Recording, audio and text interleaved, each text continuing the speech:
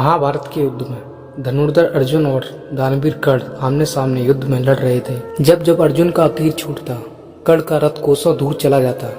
जब कर्ण का बाण छूटता तो अर्जुन का रथ 7 कदम पीछे चला जाता है। श्री कृष्ण अर्जुन के शौर्य की प्रशंसा के स्थान पर कर्ण के लिए हर बार कहा कि कितना वीर है यह कर्ण जो हमारे रथ को 7 कदम पीछे ढकेल देता है। अर्जुन बड़े ही परेशान हुए। श्री कृष्ण से वह पूछ बैठे, हे वासुदेव, यह पक्षपात क्यों?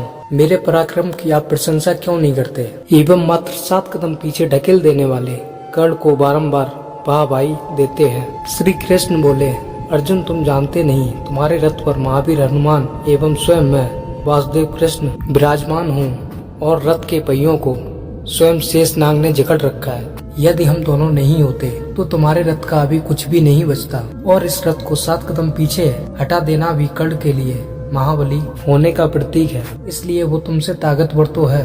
अर्जुन ने जब ये सुना और समझा तो अर्जुन का घमंड चूर चूर हो गया, टूट गया। कर्ण महाभारत का अहम किरदार। कर्ण को लेकर दुनिया में बहुत सारी बातें कहीं सुनी जाती हैं। कर्ण से सीखने के लिए बहुत कुछ है, कर्ण की गलतियों से भी सीखने के लिए बहुत कुछ है। स्वागत है आपका अभी बुक पर सीखोगे नहीं तो जीतोगे कैसे। मेरा नाम है अभिषेक। मैं कहना चाहता हूँ 5 लर्निंग फ्रॉम कर्ण। आइए शुरू करते हैं। सबसे पहले मैं बात करता हूँ कर्ण की।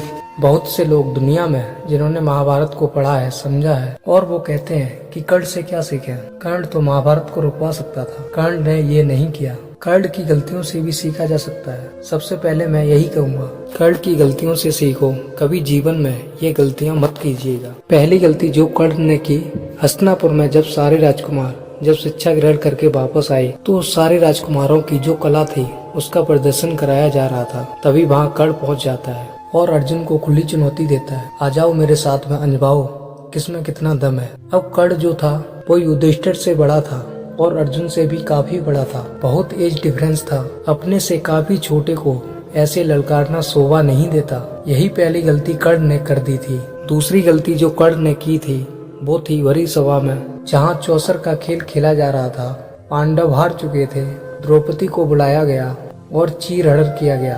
तब दुर्योधन के भाई विकर्ण ने कहा ये गलत हो रहा है, भैया ये सब रोक दीजिए। तब कर्ण विकट से बोला, ऐसी स्त्री के साथ यही सब होना चाहिए।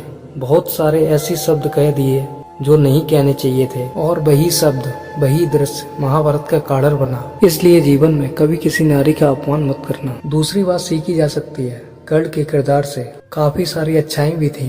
दानवीर था कर्ण। भगवान श्री कृष्ण और कर्ण का संवाद होता है। कर्ण कहता चला जाता है कि हे प्रभु, मेरे साथ सब कुछ गलत होता चला गया। जिस माँ ने मुझे जन्म दिया उस माँ ने मुझे जन्म देते ही त्याग दिया।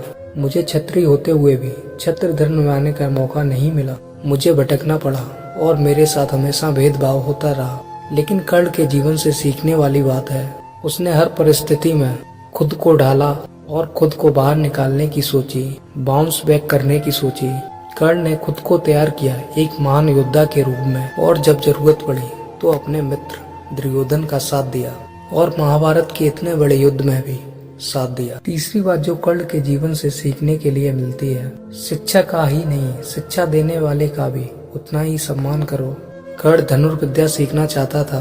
गुरु द्रोणाचार्य जी के पास जाता है और वहाँ से उसे लौटा दिया जाता है और कहा जाता है कि हम तो सिर्फ क्षत्रिय को सिखाते हैं। कर्ण को कैसे भी धनुर्विद्या सीखनी होती है तो मालूम चलता है कि भगवान परशुराम के यहाँ सीखी जा सकती है, लेकिन वो सिर्फ ब्राह्मण को सिखाते हैं। तो कर्ण ब्राह्मण होकर नाटक करके वहाँ पहुँच जाता है कि मैं ब्राह्मण हूँ और शिक्षा ग्रहण करने लगता है। एक दिन भगवान परशुराम अपने शिष्य की गोद में सिर रखकर आराम कर रहे होते, तभी वहाँ एक बिच्छू आ जाता है और कर्ण की जांघ को काटने लगता है। दर्द तो कर्ण को बहुत हो रहा होता है, लेकिन पैर हटाता नहीं, कहीं गुरुजी की नींद ना खुल जाए, तो सह लेता है सारे दर्द को। बिच्छू चला जाता है काट के और कर्ण की जांघ से खून बहने लगता है। कुछ समय बाद भगवान परशुराम की जब नींद खुलती है तो वो देखते हैं कि कर्ण की जांघ से खून बह रहा है। तो वो कहने लगते हैं कि तुम ब्राह्मण नहीं हो सकते, इतनी सहनशीलता सिर्फ एक क्षत्रिय में होती है। कौन हो तुम, बताओ।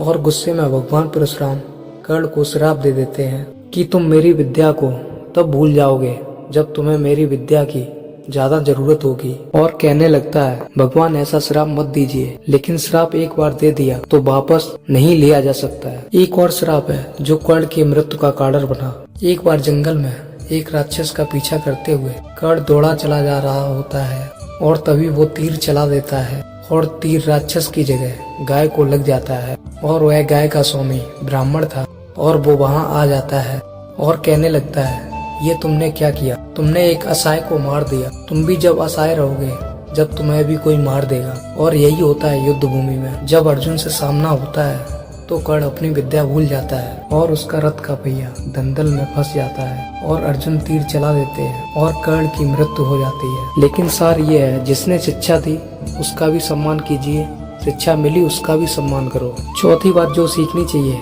कर्ण के जीवन से, कर्ण ने न सिर्फ मित्रता की बल्कि मित्रता को निभाया भी। आज की लाइफ में बहुत सारे फ्रेंड्स होते हैं, बहुत कम ऐसे फ्रेंड्स होते हैं जो हमारी फ्रेंडशिप को निभाते हैं। कर्ण को मालूम था जीत इस महाभारत में पांडवों की ही होगी, क्योंकि उनके साथ युद्ध में श्री कृष्ण खड़े हैं। लेकिन फिर भी कर्ण लड़ता चला गया, एक बार भी ना नहीं कहा। अपने मित्र दुर्योधन को ये भरोसा दिलाता रहा कि जीत हमारी होगी, हम लड़ेंगे, हम जीतेंगे।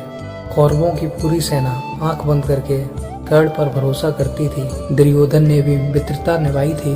जब पांडवों ने कहा कि कर्ण कोई राजा तो है नहीं, युद्ध हमसे कैसे करेगा, तो तुरंत एक राज्य का राजा कर्ण को बना दिया। कर्ण को जब महाभारत के बीच में पता चलता है कि उसकी जो असली माँ है वो कुंती है और वो पांडवों का भाई है, तब वो माँ कुंती को प्रणाम करके कहता है, हे माँ मुझे माफ करना, इस युद्ध में आपके 5 ही बेटे बचेंगे। कर्ण को सब कुछ मालूम था, हार उसके सामने खड़ी थी और फिर भी लड़ता चला गया और अपनी मित्रता के वचन को निभाने के लिए दोस्ती निभाना अगर सीखना हो तो कर्ण से सीखो। और आखिर मैं यही कहना चाहता हूँ, जीवन में 2 मित्र बनाना, भगवान श्री कृष्ण जैसे जो ना लड़े फिर भी आपकी जीत तय है, और दूसरा कर्ण जैसे जिन्हें मालूम हो हार सामने खड़ी हो फिर भी साथ न छोड़े। और इसी के साथ मैं इस वीडियो का अंत करता हूँ। धन्यवाद।